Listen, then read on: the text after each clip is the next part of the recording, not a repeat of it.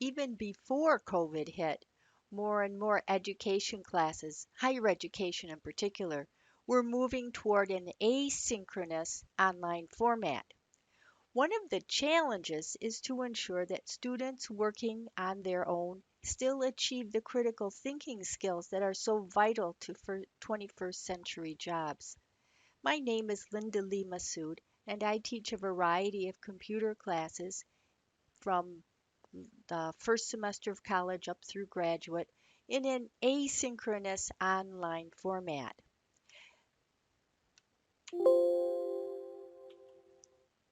Let's review a couple of definitions. Whereas synchronous classes occur in real time, face to face or Zoom, asynchronous classes are completed on the student's own time without a real time communication component. The advantage to asynchronous classes is that students can complete their work at any time of the day or night, particularly relevant for international students. Hybrid classes include both a synchronous face to face or Zoom component and an asynchronous component. And since the start of COVID, a new term is high flex. Notice the spelling, which is a flexible hybrid. The student can choose a range of attendance modalities for any particular section. One day on ground live, one day synchronous remote, one day asynchronous. And while all of these methods have their advantages and disadvantages, that's not the focus of this paper. We should take just a minute to remember that our goal in developing critical thinking skills is to have students focusing at the higher ends of Bloom's taxonomy, the higher rungs, creating, evaluating, and analyzing. There are several assignment types that I'm sharing with you in this paper and in this video, and hopefully you can apply some of them to your own situation. Let's think of some considerations first. The theory and the practice are both important, they're both vital, but it's easier for students if they learn them in separate assignments rather than mixing them in the same assignment. Then you intertwine the assignments so they're learning both skills together. Second, uh, interactive approaches of all kind are going to be more effective for the students, even though they don't want to. They don't want to. But the more you can encourage that, the better. And finally, if you can use a consistent format through the assignments, it will be easier for students to achieve success. There isn't really time to learn both procedures and content, so focus on one or two consistent procedures, and then they can focus on the content separately.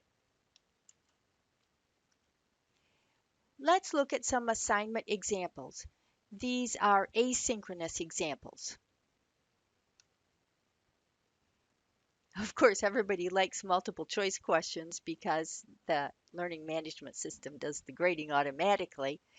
Historically, we used those for knowledge and understanding level questions, but it is possible to craft multiple choice questions that require higher order thinking skills.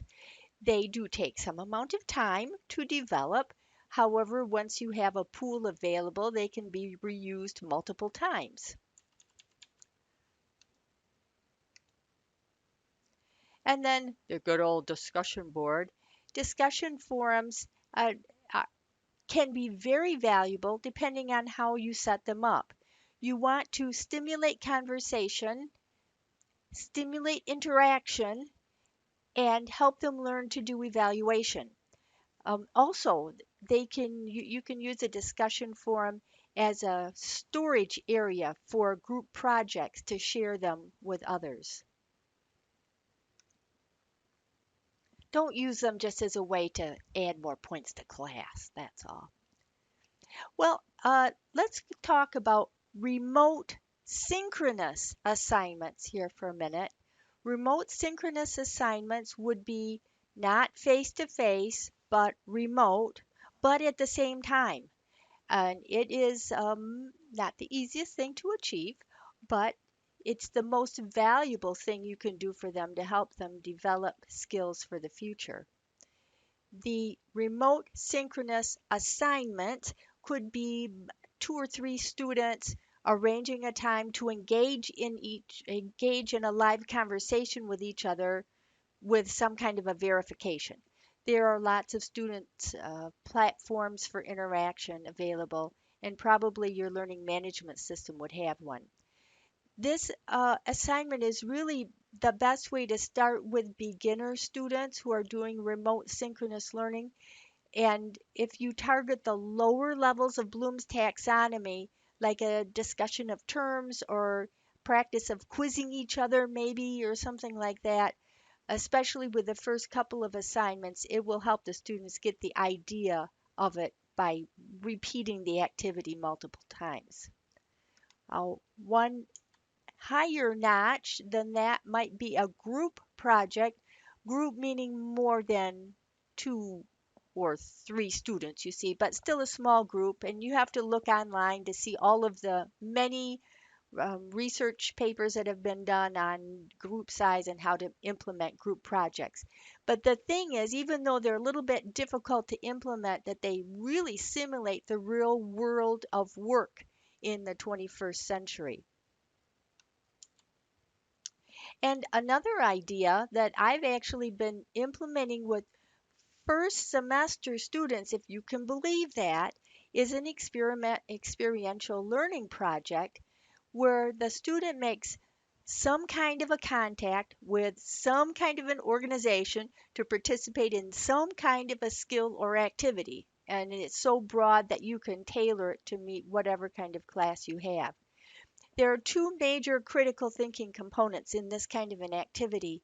One is that they're dealing with performing in an unexpected, novel environment.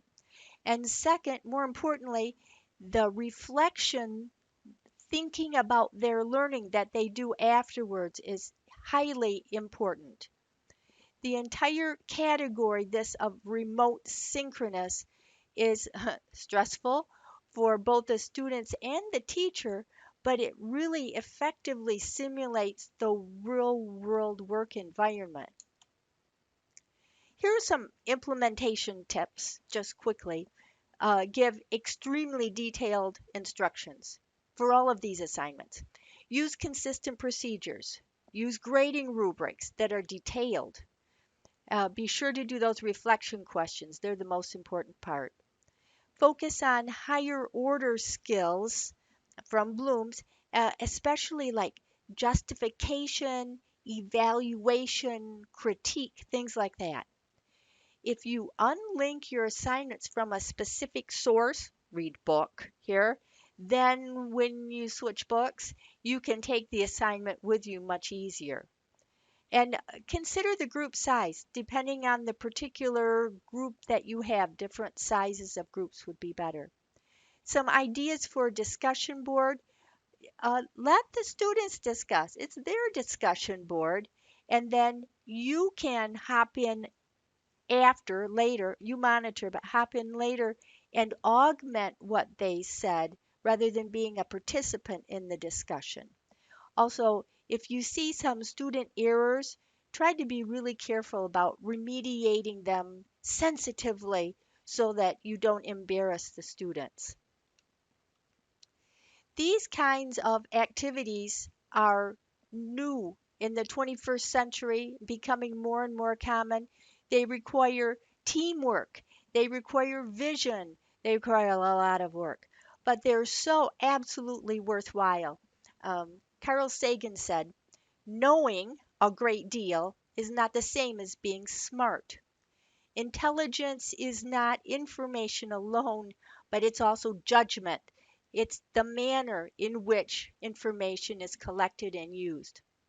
And I hope you'll have good success when you implement these characteristics and assignments in your own classes.